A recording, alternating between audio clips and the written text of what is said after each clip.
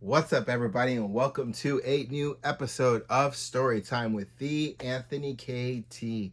Welcome. Good to see all of you. So, previously on Storytime with the Anthony KT, we were on chapter 8 of the unexpected. Now, chapter 8 takes place a little bit after the wedding, where Charles was the best man at his best friend Grayson's wedding, and Zoey was the maid of honor at her best friend's wedding. And it was the first time that Charles and Zoey met at the wedding. And as they're sitting outside because the wedding was too hard for them, they meet, they talk, they start talking, and they have a really good conversation, and what they're able to feel as they're talking to each other is something they haven't felt since their significant others pass away. So then we get to chapter 8, and in chapter 8, which is a little after the wedding, it had been that long since Charles and Zoey had held on to each other's phone numbers, and neither of them were able to call or text the other. After the wedding, they kind of went back to their old ways and kind of had their wall up and protected themselves from anything, because of losing their significant others and not having to feel anymore.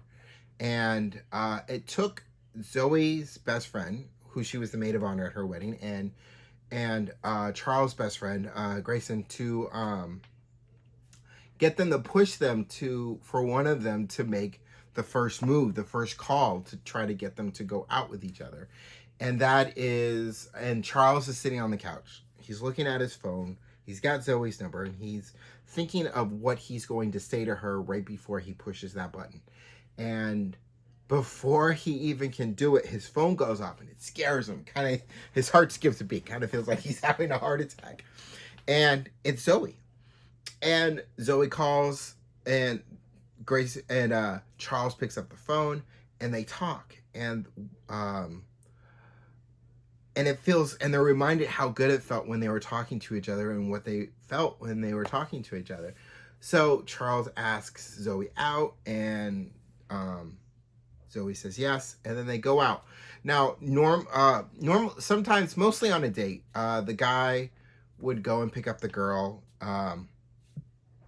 but because of how they were and how they still had their wall up and they still had their heart guarded, just for them to feel comfortable, they met in Burbank, California, at a steakhouse, and the table they sat at was close to the kitchen, but also close enough in case either of them need to use the bathroom. So they sit down and they talk, and it's good. This first date that they're on, and it's the first date either of them have been on since their significant others had tragically passed away. And they're on this date, and it's incredible. And they're having a great time, and they're laughing, and they're smiling, and they're feeling good. And the conversation is great. The food is great. It's an all-around great first date. And Charles, in the back of his head, is hoping that there's a second date and wondering if he'll see her again. And when he asks Zoey if he'll able to see her again, she says yes. So we get to chapter 9, which is where we are for this week's episode. Now, chapter 9 is called It's Really Good to See You Again, Charles. Now, chapter 9 and chapter 10 are both have the same name in the chapter, like some of these chapters do throughout the course of this story of the unexpected, where you get one side, where you get one point of view, and where you get Charles' point of view, and then you get Zoey's point of view on another chapter. So that's what's going on for chapter 9 and for chapter 10. Chapter 9 is focused on Charles's point of view, and then on next week's episode of Storytime with the Anthony KT, chapter 10 will be focused on Zoey's point of view of It's Good to See You Again. So let's get into it. Chapter 9, It's Good to See You Again, Charles' point of view. Charles woke up for the first time since Mandy's death with a smile on his face. His date with Zoey went really well, and he was excited about a second date with Zoey. Charles did what he does every morning when getting ready for work. He took a shower, brushed his teeth, got dressed, and made himself a cup of coffee, and then went to work. While he was at work, his co-workers and even the host of the late night talk show noticed a different, happier mood that Charles was in. Charles didn't want to tell anyone yet about Zoey. Zoey was someone he wanted to keep to himself. See how far things went with Zoey before telling everyone about her. So, when people asked, Charles said he woke up feeling better than he usually feels. While at work, Charles thought about Zoey and taking her to his favorite place to sit and watch the ocean and have a picnic. During his lunch break, Charles sent a text message to Zoey about what he thought they could do for their second date.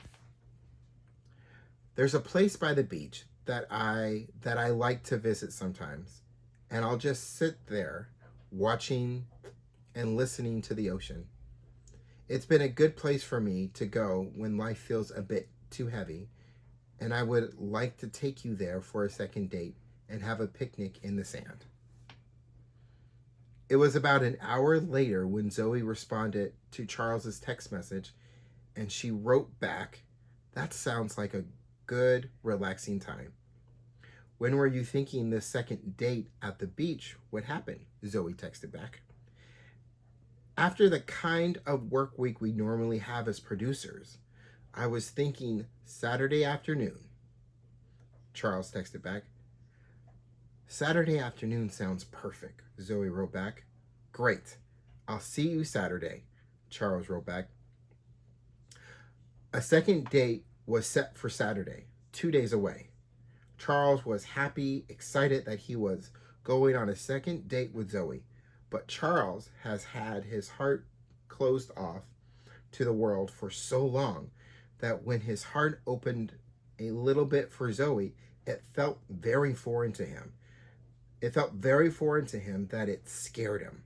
The idea of going on a first date and now a second date scared the shit out of Charles. It was that same feeling of his whole body being numb to it. But he realized that the feeling of being scared and feeling numb wasn't a bad thing. It was a feeling that let him know that he was alive. And that the chance of something amazing may happen. Charles took a deep breath of air and exhaled it all out, and he calmed down and reminded himself everything was all right, and Saturday with Zoey was going to be fun. The host of the late night show then called Charles, and he got his head back on work and answered the phone. All right, my friends, and that is chapter 9. It's really good to see you again. A little bit from Charles' point of view of the unexpected. And this has been Story Time with the Anthony KT. Thank you for joining me for this week's episode. If you would like to go ahead and read the entire story of the unexpected, the link is in my bio. The link in my bio also is there for my 2 books, In the Dark, The Sun Will Rise, and A Walk Through London. Both of those books are available on barnesandnoble.com and on Amazon, but the link is in the bio if you want to go ahead and check that out. Same link in the bio for many other stories that I have written to go ahead and check out.